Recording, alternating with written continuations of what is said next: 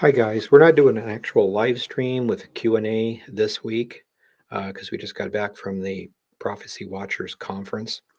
But I wanted to take a second to go over a couple things that might be connected with prophecy and this current war that the Israel is doing. And so I wanted to share a few things with you. Number one is that we have, the word for violence can just mean violence. The word in Hebrew is Hamas. And sometimes when you're reading the prophecies, it just means some violent group or some violent person or whatever. Other times it seems to indicate a group of people with the name violence. And that's what I wanted to make sure to share with you today. So there's actually several scriptures that talk about that basically as far as Hamas, I think anyway. There's probably about 200 different scriptures that use it for just the term violence in general. But I want to show you just a couple of places in here. The first one is here, Amos chapter 6, verses 1 through 5. Now, before we actually read the text, I want to show you one thing in particular. There's bad guys that do stuff, and then it talks about they rejoice in it. But it says this one thing. It says they will sing praises to what they've done, be it good or bad, but bad stuff. But it says that they will chant the sound of the viol. And that's just the way the King James has it, the viol. It's just a stringed instrument. And we want to start there by looking at this because of one particular thing. The book of Nathan and one of the Dead Sea Scrolls talks about the fact that there is a special type of prophecy that is geared to the names of the Psalms. So when you have something that says this is a Psalm of David when he killed Goliath or whatever, and it says that it's to the tune of some song and it's to be played on a certain musical instrument.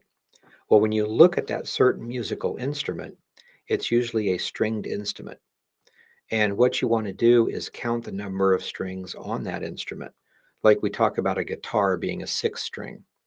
So I want to show you something here. This is, we'll come right back to this, but this is a Dead Sea Scroll 1Q or 4Q 177. It's called Katina A.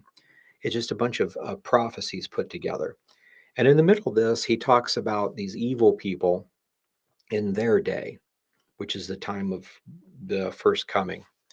It says that as this is written about them in the book of Psalms, and then it quotes Psalm 12:1, which is the title and the first verse. It says, to the chief musician on the Sheminith. Now, Sheminith is an eight-stringed musical instrument. So remember that. It's a Psalm of David where he cries, and then this is the title, help, Lord, for the ungodly man ceases, for the faithful fail from among the children of men. So the surrounding nations turn evil and try to attack Israel is what he's talking about in general. But the point that it's on the stringed instrument, the eighth stringed instrument or eighth. And so listen to what it says here as far as their explanation for this part.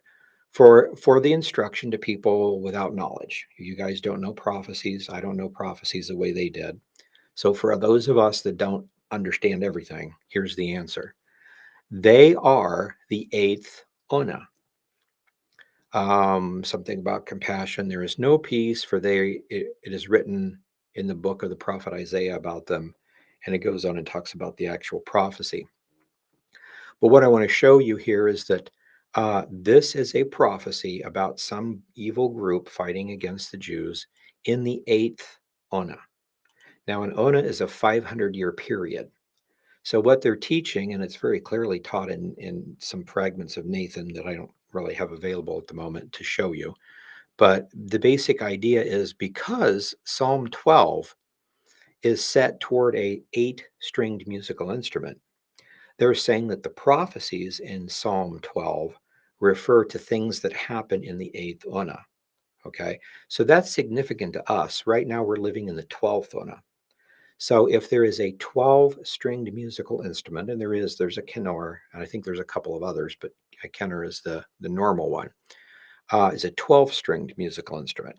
So if this carries through any psalm that is entitled to the Kenor or any other musical instrument, if you know for sure it's 12, might have a prophecy in it. And if it does, it's referring to our time period. So, with that in mind, let's go back and look at these Hamas ones. So, this particular one, this is in Amos, though. So, it might not even carry through. But if it does, Amos chapter 6, if the same thing goes through for all of Scripture, not just the Psalms, if it's talking about the Kenner, which is translated viol here, a certain kind of harp, then this would be in the 12th Ona. And Israel didn't come back in this Ona until 1948. So it's been about 75 years. So this prophecy would be sometime from 1948 to the second coming or rapture or something like that. So let's go back here and look at this then. It says, woe to them that are at ease in Zion and trust in the mountain of Samaria.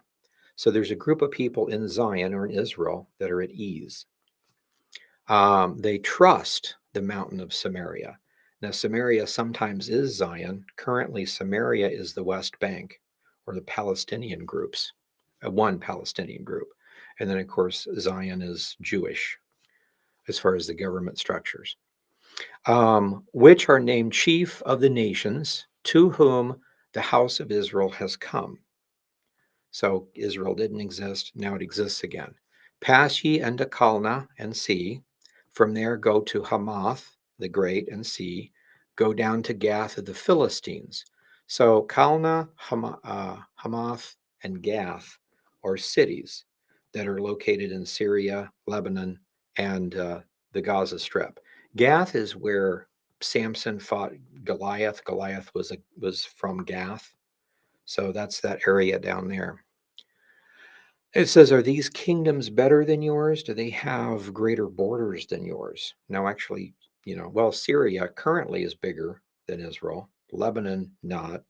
Um, Gaza Strip is not. But anyway, are they better than yours, etc.? They have more forces, more power, not necessarily. Okay, and it says, ye that put evil far away, or put far away the evil day, rather. There's an evil day of attack. It says, and it caused the seat of violence to come near. Now we want to look at this particular phrase here. So when it says the seat of violence to come near means to, come in, make a pact, do an attack, do something. You come here to do it.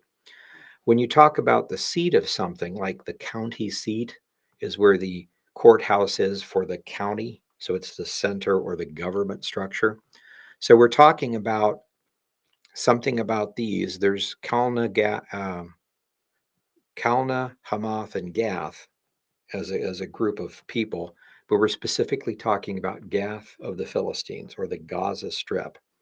And if we plug in the fact that it's the 12th Una, it's the Gaza Strip from 1948 forward, sometime in this time period.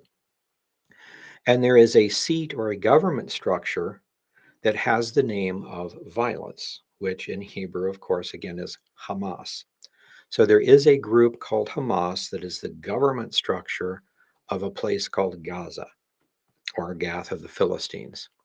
So that's interesting in our time period. And it says they lie upon beds of ivory, stretch themselves upon the couches. They eat the lambs of the flock and the calves out of the midst of the stall. They chant with the sound of the 12-stringed instrument and invent to themselves instruments of music. So they're not singing praises to the true God, they're inventing their own thing. And it goes on and talks about they're going to be desolated because of the um, other things. One other thing I wanted to show you along this line, just a couple of them here. Here is Ezekiel 7. It says, the morning has come to you, you that dwell on the land. The time has come. The day of trouble is near. Day of trouble is usually the tribulation period, but notice it's not that the tribulation period is here right now, it's getting close. So, in other words, we're getting close to the end times when you see a terrorist government structure in Gaza or Gath of the Philistines by the name of violence or Hamas. then there is this day of trouble is near. So it might be 5 minutes, 5 years, 50 years, but either way, it's near compared to like a 500-year period. So this time of trouble is near, not the sounding of the again on the mountains. Now I will shortly pour out my fury upon thee and accomplish mine anger upon thee. I will judge you according to your ways and recompense thee for all of your abominations. And your eyes will not spare, neither will I have pity. I will recompense thee according to the ways of these abominations in the midst of thee, and you will know that I am the Lord that smiteth. The I am, or the God of Jacob, not the God of Esau. Behold the day, behold, it has come. Not the tribulation, but before the tribulation, there's this incredible war. This day has come. In the morning it has gone forth, the rod has blossomed, the pride has budded. Hamas has risen up to a rod of wickedness.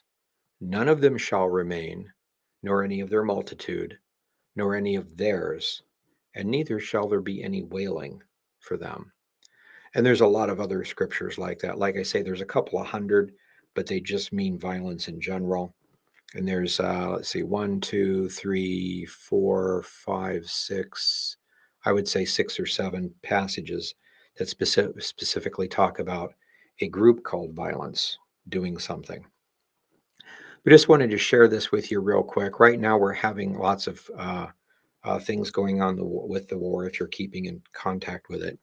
But there are a handful of scriptures that talk about Hamas violence being the seat of the government and a rod of wickedness that has risen up against Israel from the area of Gath of the Philistines, Gaza Strip. And there's this war predicted, and there's several other things about the war that are talked about. This may not be it.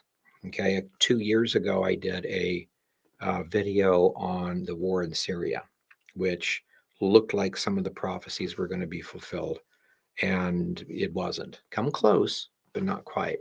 So we will see what happens in the coming weeks. So we're going to stop here for today. This has just been a quick little um, explanation of a couple passages. So we'll keep watching. And in the coming weeks, what I want to do, kind of switch gears from where we were and start going over some of these passages. We've got things about the Iran war from Jeremiah 49 and from the book of Enoch. And you've got the Damascus the destruction from Isaiah 17. You've got the Psalm 83 war. You've got the Obadiah passage about what happens to Lebanon, which looks like is really beginning to happen now. So we'll probably talk about that next week. And there are several passages that connect these things together. And then the Gog Magog invasion of Ezekiel 38. But that brings us to passages like Gad and some of the other Dead Sea Scrolls that give us some interesting insights if we're putting them together properly. And that's all we're doing as sons of the prophets, just trying to pull these together and understand. So we'll go ahead and stop there for tonight. Keep watching, and we'll be back next Monday for a normal Q&A and everything. Thank you. God bless.